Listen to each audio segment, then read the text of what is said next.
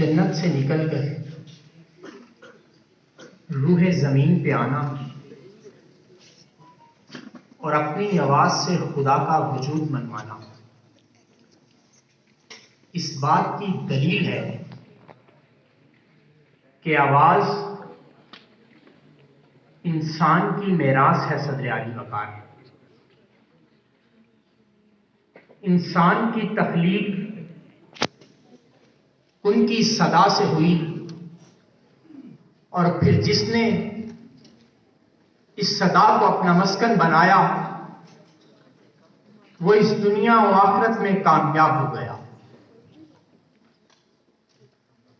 کوئی ملکہ ترنم کا لقب پا گیا تو کوئی سروں کا بادشاہ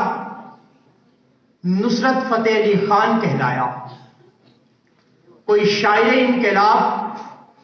فراز احمد فراز بن گیا تو کوئی فیض احمد فیض کے لقب سے فیض یاب ہوا، کوئی حفیظ جلندھری بنا تو یہ صدا دے گیا کہ میرا حق ہے میری آواز سدا زندہ رہے۔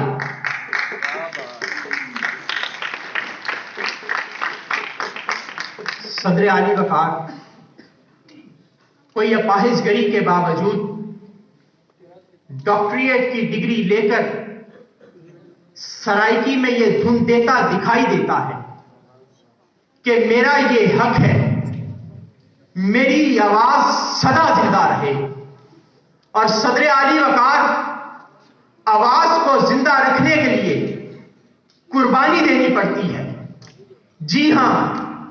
وہی قربانی جو محمد مرسی شہید نے دی،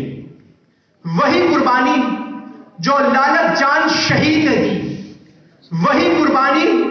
جو سوار محمد حسین شہید نے دی، وہی قربانی جو برہان وانی شہید نے دی، وہی قربانی جو میجر عزیز بھٹی شہید نے دی۔ جی ہاں صدر عالی وقار وہی قربانی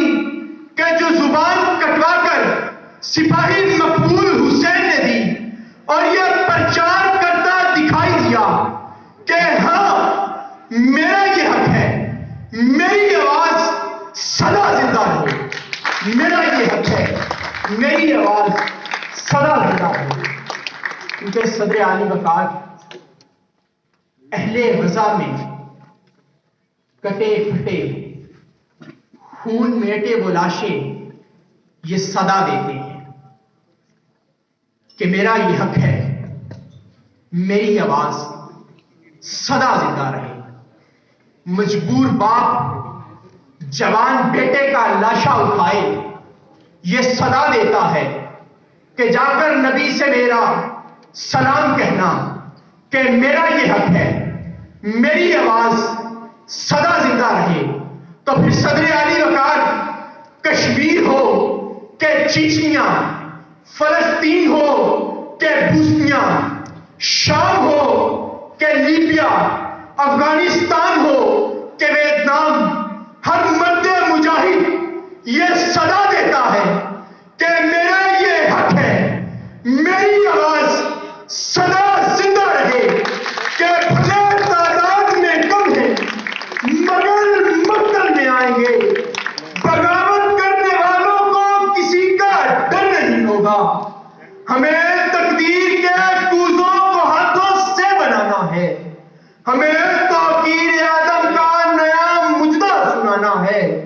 مورخ جب نئی تاریخ کا پیغام لکھے گا ہمیں عنوان بنائے گا، ہمارا نام لکھے گا، ہمیں عنوان بنائے گا۔ آپ سب کے سماج